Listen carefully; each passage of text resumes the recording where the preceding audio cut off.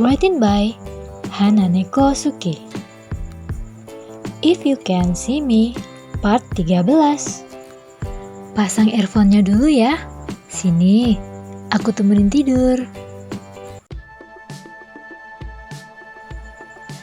Aku tidak tahu apa yang harus kulakukan. Rasanya, aku yang ingin kabur kembali ke Georgetown. Aku ingin pergi ke tempat di mana keluargaku tidak akan bisa menemukanku. Aku ingin. Mati saja kau Lee Min-young! Teriakku sekeras yang aku bisa ke Sungai Han.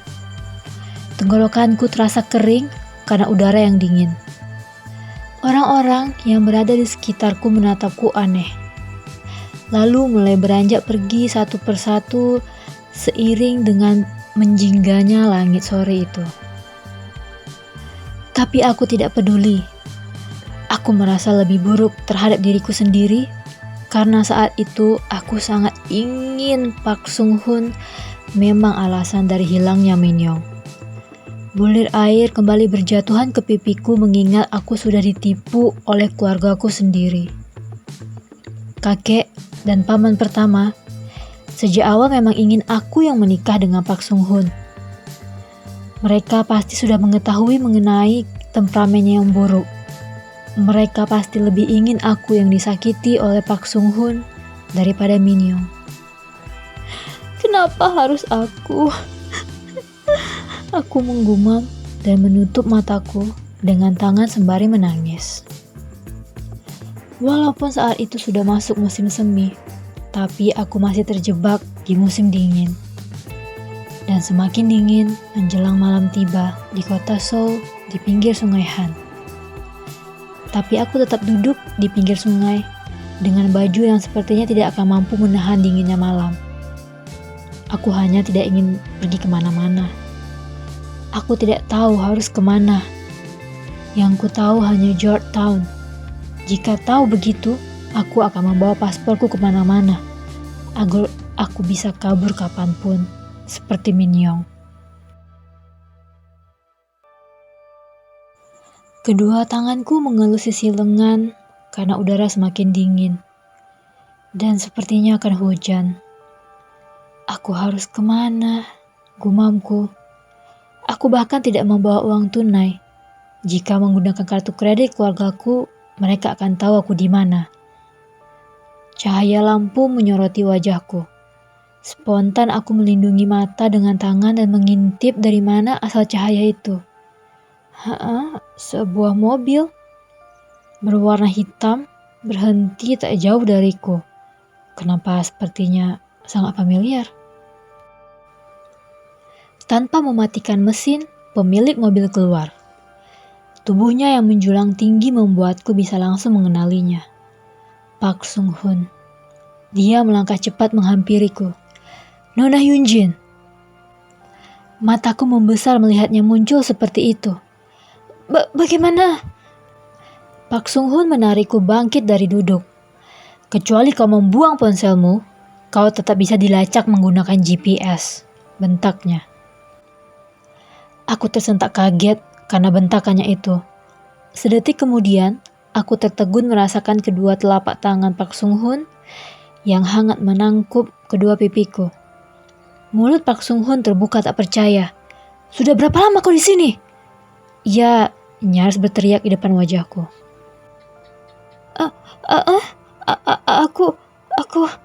Aku terlalu kaget untuk berbicara ketika itu. Sudah, masuk saja ke mobil. Park Sung Hoon menarikku ke mobilnya. Ia membukakan pintu dan sedikit kasar mendorongku masuk. Memasakkan sabuk pengaman dan menutup pintu lagi di sebelahku. Aku memperhatikannya dari dalam mobil tak mengerti. Park Sung Hoon masuk ke kursi kemudi dan menutup pintu. Ibumu terus-terusan menghubungiku ketika aku sedang meeting.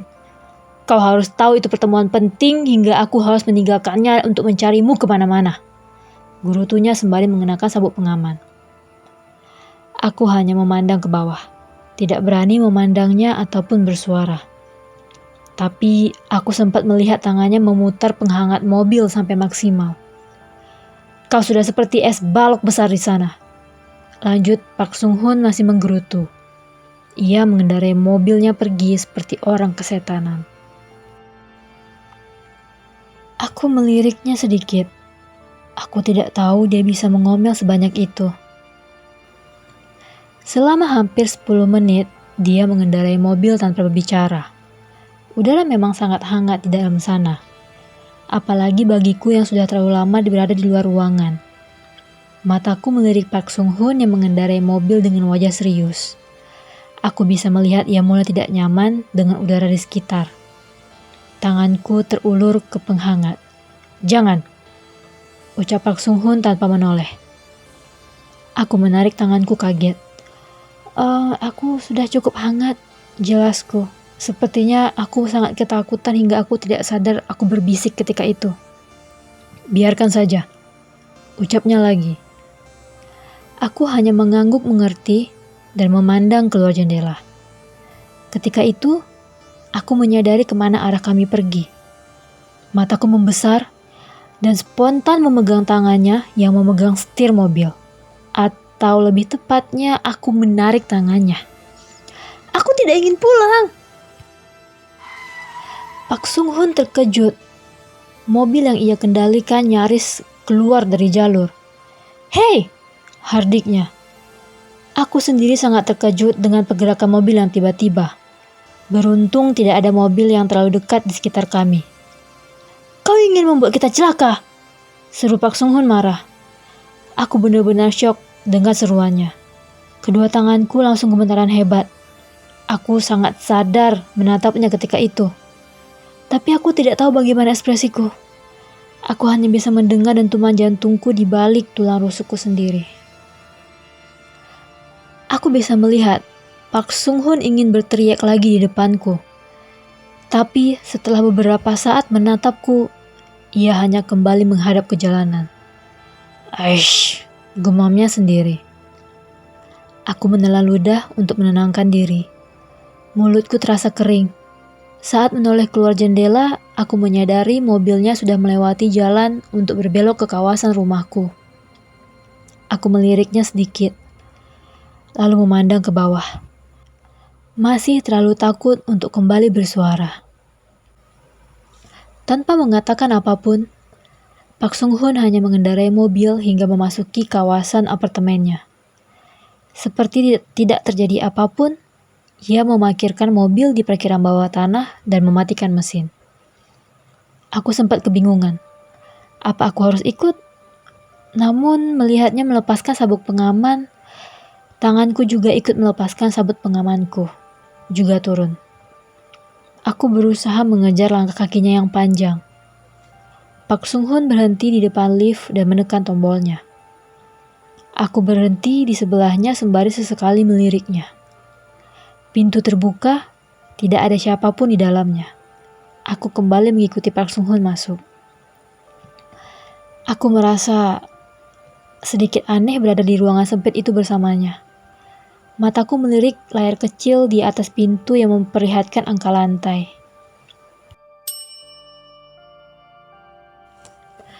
Pintu terbuka di lantai resepsionis. Lalu masuk seorang pria yang terlihat lebih tua dari Park Sung Hoon. Pakaiannya rapi dan tubuhnya cukup keren untuk pria seusianya. Aku bingung, pria itu tersenyum memandangku. Lalu tangan Park Sung Hoon melintang di depanku, seolah-olah ia bersandar ke dinding di sebelahku dengan tangannya. Aku melirik tunanganku itu. Park Sung Hoon menatap pria itu tanpa ekspresi. Melihat respon pria itu, aku yakin ia terintimidasi. Ia langsung beralih ke sisi lain ruangan lift yang cukup untuk sekitar 20 orang, kurasa. Kami keluar di lantai 9, sementara pria itu masih akan naik ke atas. Saat hendak keluar, Park Sung Hoon memindahkan tangannya dari depanku ke punggungku. Secara tidak langsung membuatku berjalan keluar terlebih dahulu. "Kau mengenal pria itu?" tanyaku begitu kami meninggalkan lift.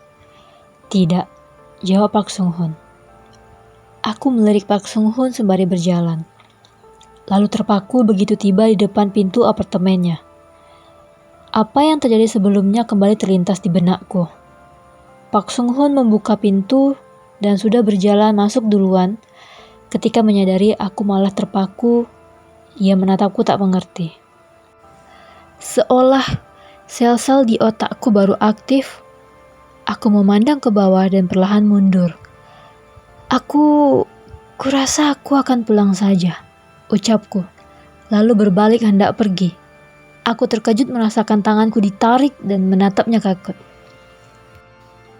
Alis Pak Sung Hoon saling bertaut. Seharusnya kau merasa takut sejak tadi, bukan sekarang, ucapnya. Lalu menarikku masuk ke apartemen.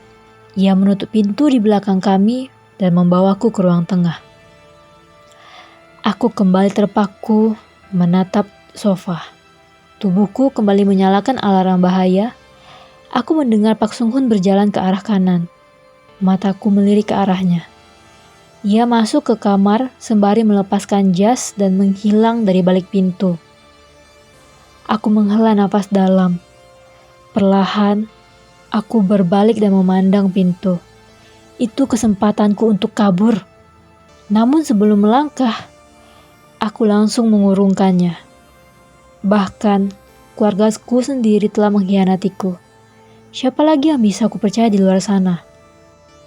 Tak lama Pak Sung Hoon keluar dari kamar dengan pakaian lebih santai berlengan panjang. Membawa pakaian yang terlipat rapi di tangannya. Ia berhenti di depanku dan meletakkan pakaian itu di tanganku. Kenakan saja ini dulu. Kau tahu di mana kamar mandinya, ucapnya. Lalu berjalan ke area dapur. Aku memandang celana training dan baju kaos yang ia berikan. Sepertinya itu miliknya.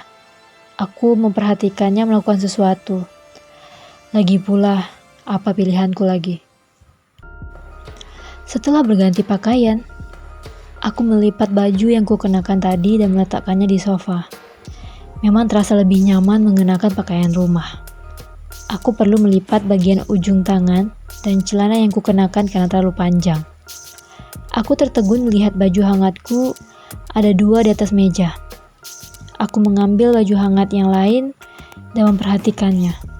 Mulutku terbuka tak percaya mengingat itu baju hangat yang kutinggalkan ketika itu. Mataku menoleh ke arah Pak Sung Hoon yang sedang menyiapkan sesuatu. Aku meletakkan baju hangat itu lagi dan bangkit dari sofa.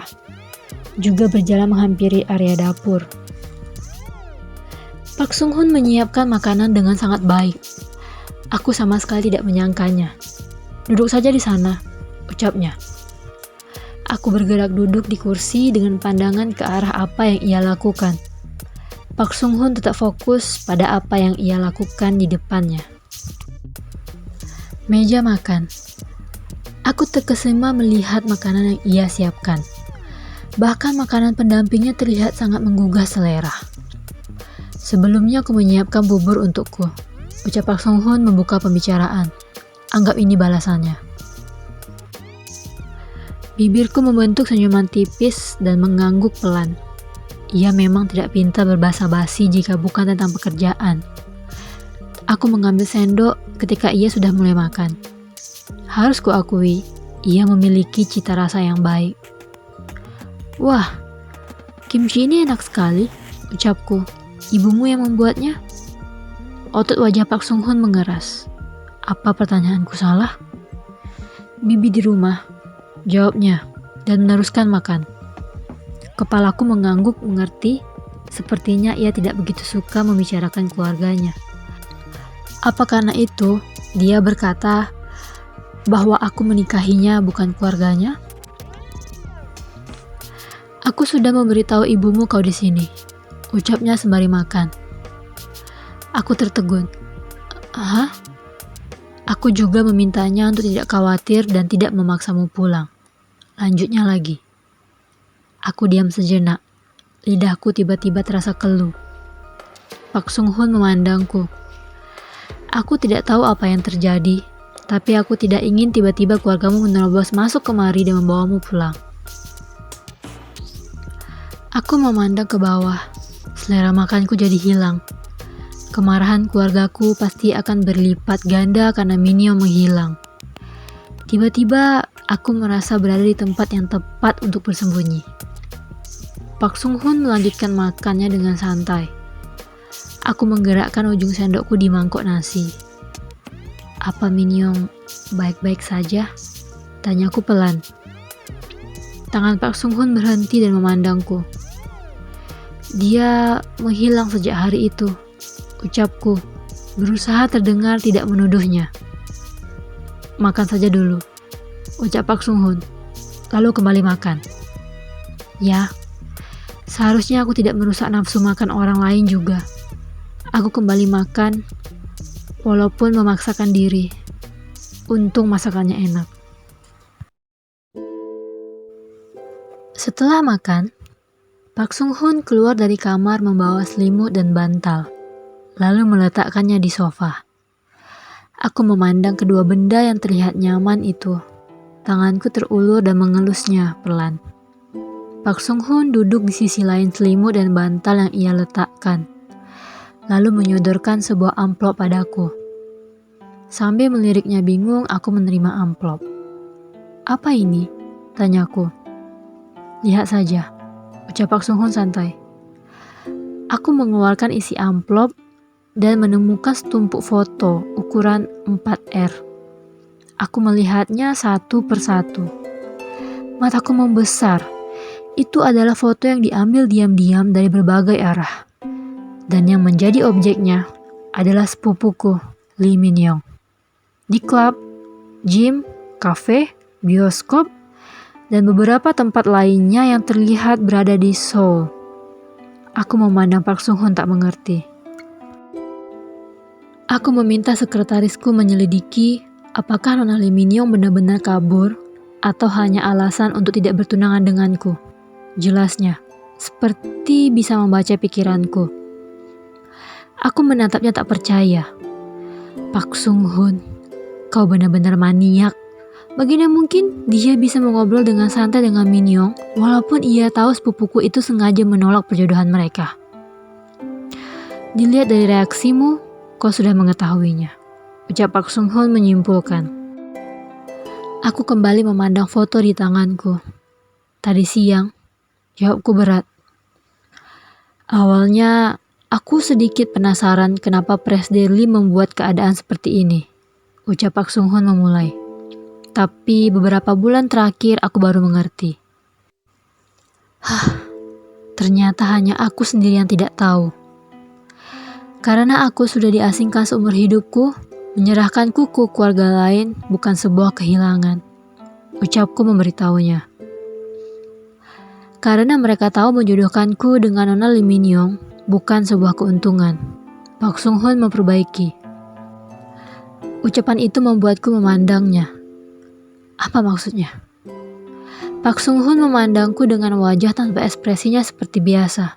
"Tidurlah," ucapnya, lalu bangkit. "Apakah menurutmu?" Aku ikut bangkit. "Menikah denganku akan menguntungkanmu?" tanyaku padanya. Pak Sung Hoon diam sejenak menatapku. Apa itu sangat penting? Aku memandang ke bawah. Sejujurnya, aku lebih takut mendengar jawabannya. "Maaf, selamat malam." Pak Sung Hoon berjalan masuk ke kamarnya. Aku terduduk lemas di sofa. Sejak lahir, aku juga tidak pernah membawa keuntungan pada siapapun. Kenapa masih berharap? Aku memandang foto-foto Min-yong lagi. "Dimanapun kau berada, ku harap tidak terlalu menyakitkan untuk apapun yang kau terima," batinku. Mataku memandang pintu kamar Pak Sung Hoon. Paling tidak, setelah menikah dengannya, aku bukan lagi kesialan untuk ibuku. Setelah merapikan selimut dan bantal, aku mematikan lampu dan berbaring. Meskipun tidur di sofa, tetap terasa nyaman. Meskipun berusaha menutup mata, pikiranku tidak bisa tidur. Mataku terbuka di dalam kegelapan, memandang langit-langit sembari memikirkan semua yang sudah terjadi. Sebelumnya aku sempat khawatir terjadi sesuatu pada Min-yong karena aku. Tapi karena aku tidak lagi merasa seperti itu, aku menghela napas dalam dan membalik tubuhku mengarah ke sandaran sofa yang dengan mata terpejam. Kuharap besok akan jadi lebih baik, gumamku sendiri. Sampai di sini dulu ya. Aku upload hari Senin, Selasa malam. Jangan lupa like, komen, dan subscribe. Berjumpa lagi di part selanjutnya.